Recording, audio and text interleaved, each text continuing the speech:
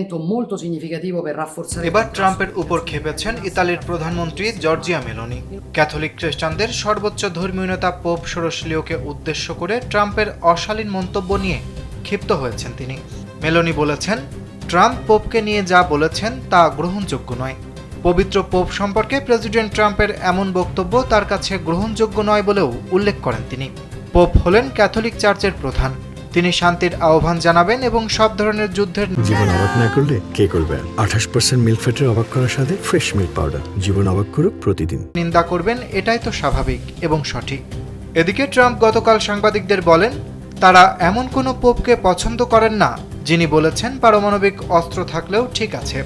তিনি এমন একজন মানুষ যিনি চান যুক্তরাষ্ট্র এমন দেশের সঙ্গে হেলাফেলা করুক যারা পারমাণবিক অস্ত্র তৈরি করে পুরো বিশ্বকে ধ্বংস করে দেবে। এছাড়া ট্রাম্প পোপকে দুর্বল এবং আন্তর্জাতিক সম্পর্কের জন্য অনুপযুক্ত হিসেবেও অভিহিত করেন।